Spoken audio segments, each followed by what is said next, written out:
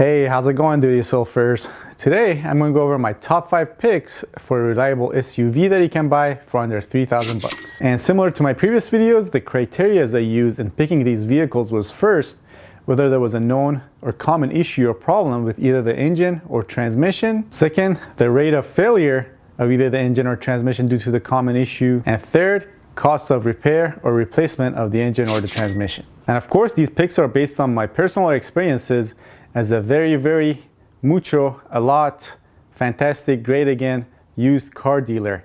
I've made billions throughout the years, and no, I'm not going to show you my tax returns. You're just going to have to take my word for it. All right, enough of that. Let's get started. So coming in at number 5 is a 1996 to 2001 Jeep Cherokee with a 4.0 liter inline 6-cylinder engine. And you can get these Jeeps with either a 5-speed manual or a 4-speed automatic transmission. These vehicles produce 190 horsepower and 225 pound-feet of torque, and they have a curb weight of 2,928 pounds. Now you can get these cars either as a 2-wheel drive or a 4-wheel drive vehicle. And when we say 4-wheel drive or 4x4, generally speaking, we're talking about cars where through a gear selector you can choose to either drive the car as a 2-wheel drive, or let's say in under rainy conditions you can change the gear selector and drive in 4 high, or extreme conditions like off-roading, you can drive the car in 4 low. But when we say all-wheel drive, that's when the power is being sent to all 4 wheels at all times, and you do not have the option of choosing when to be in 4-wheel drive or 2-wheel drive. These are pretty solid off-roading vehicles. The 4.0 liter inline 6-cylinder engine is also pretty good. It comes with a timing chain, which unlike a timing belt, you do not have to replace at a certain interval. Parts for these cars are also plentiful and fairly cheap. Also, the engine bay is not super crowded, so it's fairly easy to work on. Therefore, it means your labor costs for any repairs are going to be somewhat low as well. Now, as far as any common problems or issues with these vehicles, well, it's a Chrysler, so you're going to have to keep up with the maintenance, and also you're going to have to keep up with minor repairs here and there. For example, the oil filter housing is known to leak on these cars. So are the transmission cooler lines. Your exhaust manifolds can crack, causing you to have an exhaust leak. So yeah, minor repairs like these here and there, but none of these will hopefully leave you stranded on the side of the road. Also, if you're wondering, these engines are also used in the Jeep Grand Cherokees and the Jeep Wranglers in the same year range. All right, coming in at number 4, it's another domestic vehicle, which is a 1995 to 1999 Chevy Blazer with a 4.3 liter V6 Vortec engine. These cars come with either a 4-speed automatic transmission or a 5-speed manual. These engines produce 180 horsepower and 240 pound-feet of torque, and these vehicles have a curb weight of 3,531 to 4,043 pounds. And similar to the Jeep, you can get these cars in either a 2-wheel drive or a 4-wheel drive setup. The 4.3 liter V6 engine on these also comes with a timing chain, which again does not have to be replaced at a certain interval. Also, the automatic transmission on these cars is fairly good. It's not known to have any major defects or issues. Now, you can also buy a newer than 1999 Chevy Blazer with this engine, but those vehicles seem to have a lot of problems with the interior electrical equipment, which can get pretty annoying and expensive. But the 4.3 liter V6 engine on these cars is pretty solid, and it's not unheard of with proper maintenance to last above 300,000 or 400,000 miles even. As far as common issues or problems with these vehicles, I can think of 2 things off the top of my head. First is the EGR valve sticking open due to carbon buildup, and when that happens, you're basically having a massive vacuum leak, which could cause your car to run very rough at idle, or maybe not even start. And the second one is the intake manifold gasket on these tends to fail from time to time, causing a vacuum leak, which again causes a lean condition, which will result in your engine running poorly. And again, if you're wondering, these engines were also used in other GM products like the Chevy Astro vans, the Chevy S10 pickups, the GMC Safari vans, and the GMC Sonomas. All right, so coming in at number 3, we're gonna borrow a vehicle from a previous list, which is a 2002 to 2006 second generation Honda CR-V. These vehicles come with a 2.4 liter VTEC 4-cylinder engine and either a 4-speed or a 5-speed automatic or manual transmission.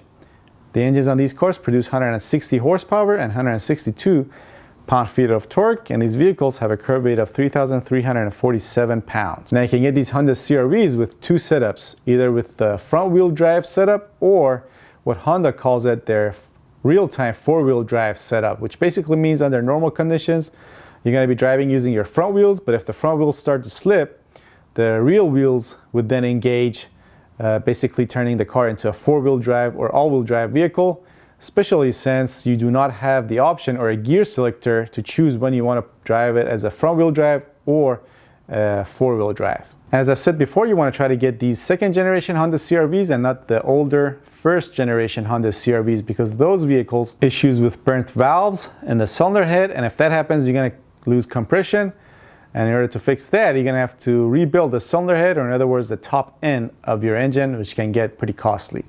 But with the second generation Honda CR-Vs, Honda not only upgraded the engine from the 2.0 liter to the 2.4 liter, but also got rid of that burnt valve issue that the first generations had. And overall, these engines are pretty solid. They don't have any major defects or problems. The transmission are also decent. They don't seem to have the major transmission problems that Honda had with their V6 engines, as we talked about, like their Honda Odyssey and Acura TLs. But there's one issue with these cars, and that's with the AC compressors on these vehicles. These compressors tend to fail internally, and when that happens, you have metal fragments going throughout your AC system, and in order to fix that, you're going to have to not only replace the AC compressor, but your AC condenser and other AC components, which can add up to a pretty penny. All right, next at number 2, we have a 1996 to year 2000 Nissan Pathfinder. These vehicles come with a 3.3 liter single overhead cam V6 engine and a 4-speed automatic or a 5-speed manual transmission. The engines on these cars produce 168 horsepower and 196 pound-feet of torque, and these vehicles have a curb weight of 3,675 to 4,020 pounds. And these Pathfinders come in 2 setups, either as a 2-wheel drive or a 4-wheel drive. Now the 3.3 liter V6 engine on these cars is pretty reliable, similar to the 3.0 liter engines that Nissan was making for their Maximas in the 90s.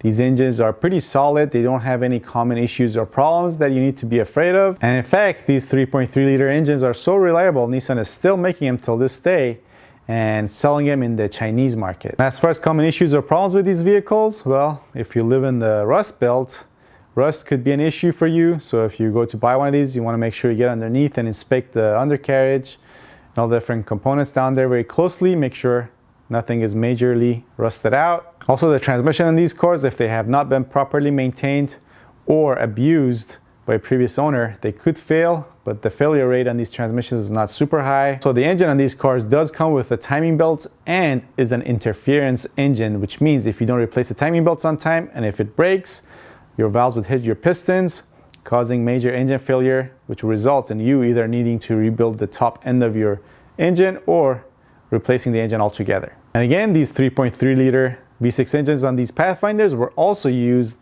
in the Infiniti QX4s in the same year range as well. All right, next it's time for number 1. Da-da-da-da. And that is a 3rd generation Toyota 4Runner made from 1996 to 2002. These cars come with a 3.4 liter dual overhead cam V6 engine and either with a 4-speed automatic or a 5-speed manual transmission. The engines on these cars produce 180 horsepower and 217 pound-feet of torque, and these vehicles have a curb weight of 3,930 pounds. And again, you can get these with either a 2-wheel drive setup or a 4-wheel drive setup. Now, finding one of these for under $3,000 in Southern California is not too hard to do, but I'm going to take an educated guess and assume in some parts of the country, you may not be able to find one of these for under $3,000.